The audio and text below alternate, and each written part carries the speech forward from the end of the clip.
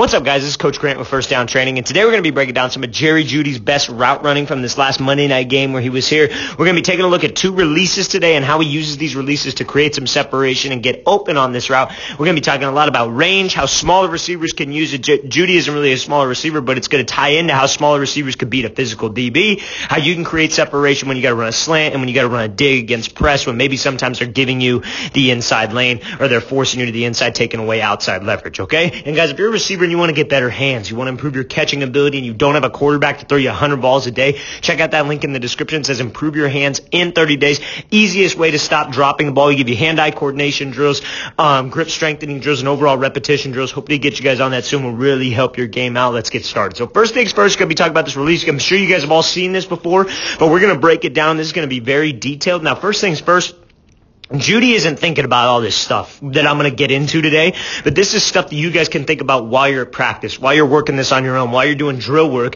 because that's how you get to this point, right? Jeudy didn't just go out there and run routes, right? It comes from repetition, all the work that this dude's put in.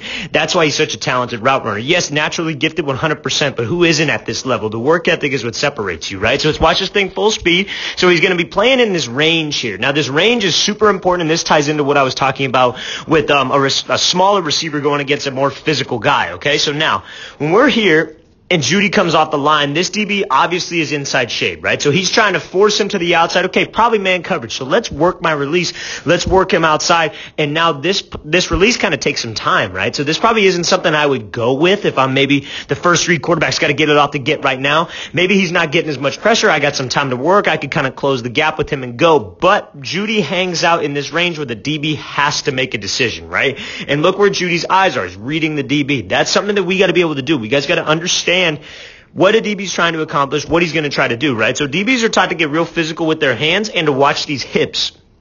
So, smaller receivers against a bigger physical guy, right? Everybody criticized Jeudy. Oh, I don't think he's going to be able to get off a press. Well, what you do when you're maybe not the biggest, most physical guy, and Judy's definitely put on some weight as well, you kind of hang out in that range that is either going to make this guy come to you or he's going to have to shuffle with you and be disciplined and watch those hips, and that's where it gets real fun for us, right? So you see when Jeudy comes off the line, he doesn't cover himself and run right into him. He kind of hangs out in this range here. He's closing the gap. He's moving forward. DB isn't getting hands. So where's he looking? He's got to look at those hips to watch him, to try to tell him where he's going to be going, because we're looking for any kind of tell as a DB, right? So he's closing this gap, and he throws 1-2, right? Now this 1-2, I want you to see where his hips go and where his front foot stays and where the weight stays. That's where we got to get to, fellas. This is why it's so hard to cover guys like this off the line of scrimmage who have this down. And like I said, this is very detailed, and this is muscle memory for him. He ain't thinking about all this. This is why, but we got to break it down detailed right now so you guys understand the point when you're doing drill work, when you're working routes on your own, the point of all this stuff and what you need to be able to do to accomplish that. So when I shift my shoulders like this, that's where that DB's looking, right? He's looking at my torso. So when I could sell this move with my torso and throw my body, but at the same time keep my toes forward, it allows me to shoot back to the inside and have some energy, but at the same time sell this route, but not open up this toe, because if he were to open up this toe, he'd open up his hips, and even if he would try to come back to the inside, it'd be slow, because he'd have to come all the way back around, and that DB would be able to recover. But we got to be able to keep my toes closed, or not closed, but straight forward, a little bit to the outside. Doesn't have to be perfect, so the weight can stay on the inside, and you get this 45 on your shin angle, so you could push out, and you could rip through, and sometimes you get this DB to turn his hips and really overcommit, or just at least be off balance. So that's the goal with this. Now, I want you to see how you guys can get more explosive with that 1-2. What a lot of people do is they just step. They'll just go 1-2. They'll just go right, left, or left, right. They don't throw left and then throw and push off of that left leg back to the right, in this case right left. So you see how Jeudy goes here and he makes that break and he shoots it down. It's very sudden, but you see this leg pushes him into the next throw. He throws his hip, he throws his body to get this DB to turn, right? Get him to turn those hips, get him to sit to the outside. That's the goal of this. We want to push, and you see how much he's pushing here. It's a very, very scary looking knee angle, right? But you see how much he's pushing off of that back leg. That's the key. You got to be able, I'm not asking for your knee to look like this either, but I'm asking for some kind of a push off of that first cut so you could throw your hip, you throw your upper half into it, because that's what can get this DB to jump. That's what can get him to bite. Now, again, like I was saying, you keep those toes closed so we don't open up when we have bad technique, and now I'm able to push, and now I'm able to explode back to the inside. Now, we got to know I'm running a slant, right? So what arm do I have to beat? I got to beat this inside arm, right? I got to beat his inside arm. That's it. Then I'm off a press, then I'm gone. And I could beat him with my acceleration. I could beat him with that phase 3 of the route. So if I get him to turn his hips like this, and where does he attack? He's about to swat the back of that elbow, back of that shoulder. That's where we swat here, and that gets his hips to lock. And by hips locking, I mean this right here, where he's got to open up and it's slow. And Jeudy does a great job of taking advantage of this and pumping those arms and driving those legs to widen the gap with the DB. So what? I'm able to create separation off the line. So we all know Jeudy's got great feet. We all know he's very explosive on the line. He's explosive at the top of the route. But that doesn't matter if he doesn't accelerate out of the break. And that's exactly what he does. He drives out of here, pumps those arms, continues to widen the gap, and expect this ball, because it's all to this point where he's going to catch it right here. It is a race off the line of scrimmage between Jeudy and this DB to get to that spot. That's it. That's all you have to think about this thing about. So if I could get off of it quick, get off a press, don't let him get hands and disrupt the timing with the quarterback, accelerate out, widen the gap, catch the ball,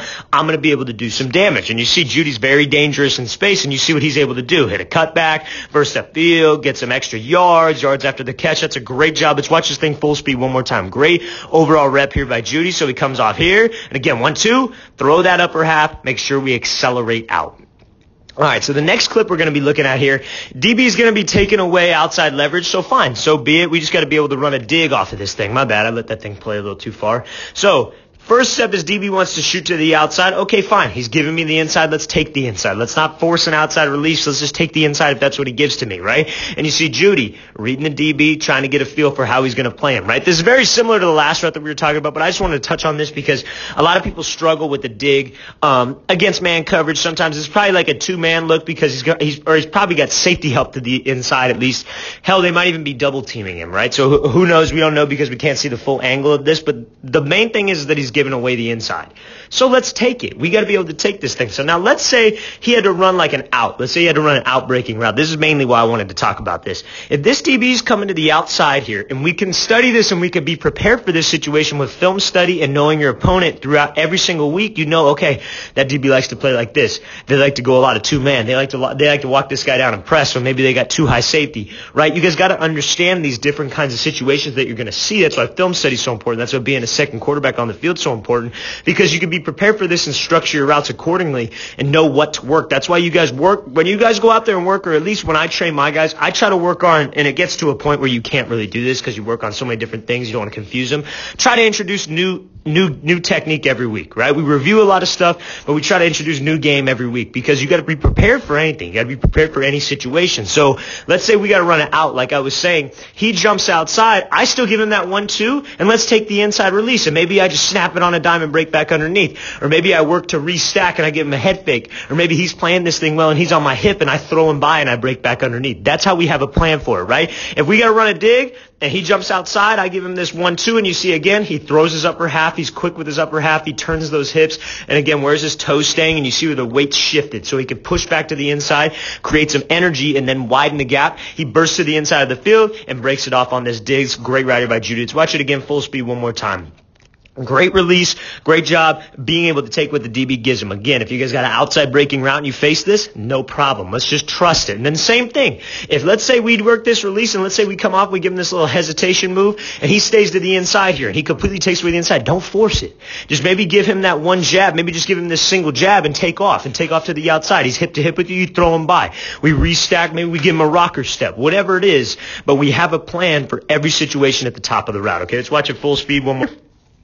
He gives him this 1-2, take the inside release, let's get up vertical, and let's get into my route. All right, guys, I really want to thank you for watching. I really appreciate it. Again, if you guys want to improve your hands, don't have a quarterback to throw you the football 100 times a day, check out that link in the description. It says improve your hands in 30 days, full catching program. And guys, if you have any questions, please leave those in the comments. I'll get back to you as soon as possible. I'll see you guys next time.